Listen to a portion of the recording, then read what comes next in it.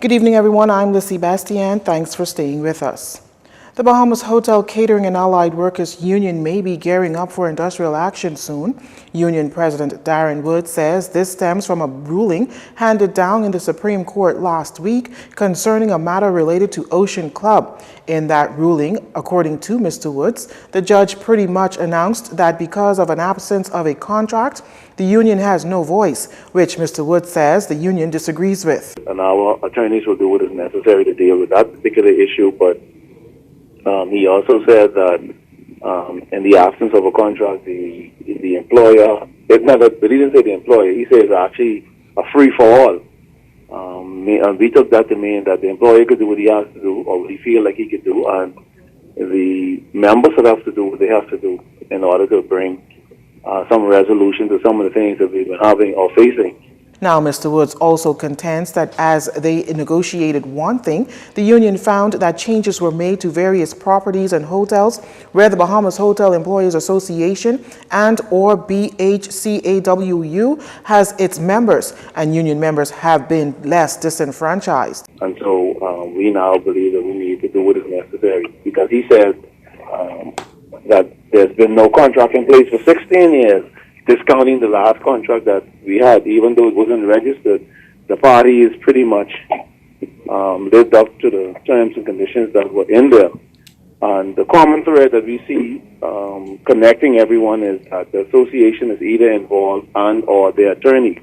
And the attorney is the one who is kind of pronouncing these things. And until such time as we're able to, our attorneys to deal with what came out of court, we have placed our members in a position to start taking the necessary steps to bring some relief. As for those steps, Mr. Wood says this. First and foremost, we're telling them to go and get a copy of their job description and their contract of employment because of some of the things that the judge said in court. And they want to work according to that. And any changes or variations from it, we need to take the steps that are necessary. That's the first step. And then it will lead to wherever it takes us at the end of the day. We've also solicited the assistance of our international affiliate, also our affiliates here in Nassau, because our IUF counterparts are here in Nassau having a meeting. As for the union's negotiations, Mr. Woods says that's been going on for a long time, and they are looking to bring those negotiations to a close. The Department of Agriculture and Marine Resource refuting claims made by an online article, which they say exaggerate the extent of the damage done to spiny lobster in the Bahamas as a result of Hurricane Dorian. Acting Director Gregory Bathel at the department says the severity of the damage to the spiny lobster industry, as mentioned on Forbes.com, is amplified. The Department of Marine Resources does not agree nor concur with the Forbes.com captioned headline, Bahamas' $75 million spiny lobster fishery has been set back years in the wake of Hurricane Dorian.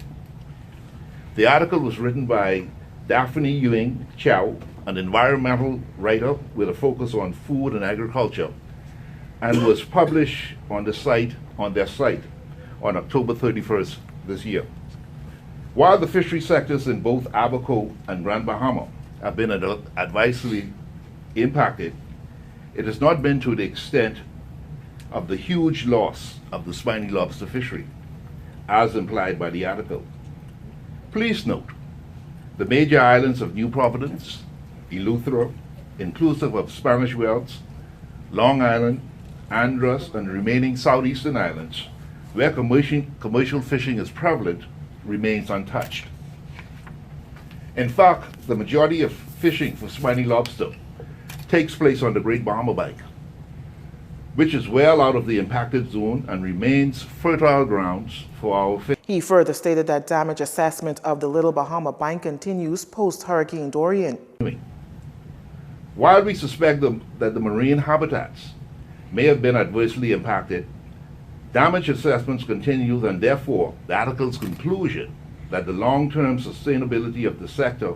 The acting director also hitting back at the article that suggested that the standard of exported products from the Bahamas are low and gives assurance of the good standard of the exported goods. Ms. Chow's concern about the standards of exported product may be misplaced, as all marine products exported from the Bahamas meet internationally quality assurance standards. In fact, The Bahamas ranks among the world's leaders in quality assurance compliance, as our current good standing with HACCP confirms. Mr. Bethel says the department has faced challenges with assessment because the fish have been displaced. He assured the public, though, that the department and its international partner, Food and Agriculture Organization, are continuing the assessments of the fishing areas of Grand Bahama and Abaco. Save the Bay's executive chairman Joe Darville says he's totally disappointed in the government's handling of that oil spill at Equinor's oil refinery in East Grand Bahama. After meeting with Equinor officials, he says he has yet to see anyone from the government monitoring the process. In fact, the only thing he is hearing from the government is Deputy Prime Minister and East End Grand Bahama Member of Parliament Peter Turnquest praising Equinor for progress made in cleaning up the spill. Additionally, he says he doesn't think the government is taking the impact of the spill as serious. We don't seem to have our government being mindful of the incredible damage that could be done to our water table, because that stuff was spewed into the wetlands, which is fresh water. Even though there are mangroves in there and fish, they have acclimated themselves to the fresh water in the wetlands, which means that is communicating directly to our water system, which is the underground system running from one end of the Grand Bahama to the other. And so there's a communication there directly at all levels in terms of how our fresh water is going to be impacted. We already have a phenomenal impact with the salt water.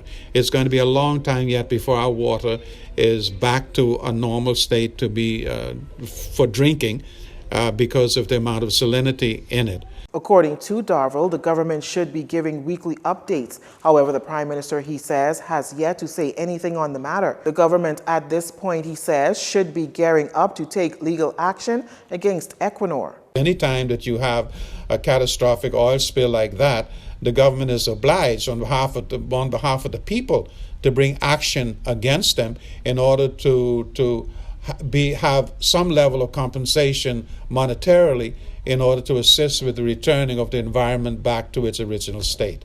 Then there's the Oban deal, which Darville says he prays is abandoned. Nature has demonstrated to us that whole area where they were planning to put the oil refinery and the storage area for up to 5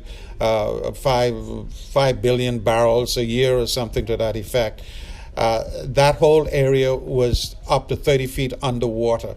It would be stupidity at the highest level for us to even consider building an oil refinery, an oil storage in that area.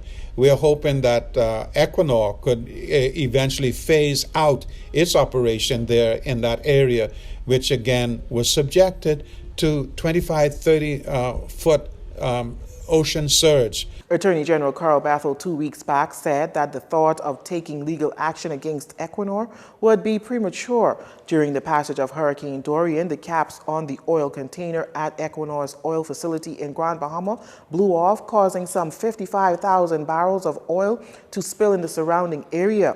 Intense winds and rain spread the oil inland up to 7 miles north of the facility. You're watching JCN News. Stay with us. This segment of the news was brought to you by Alive.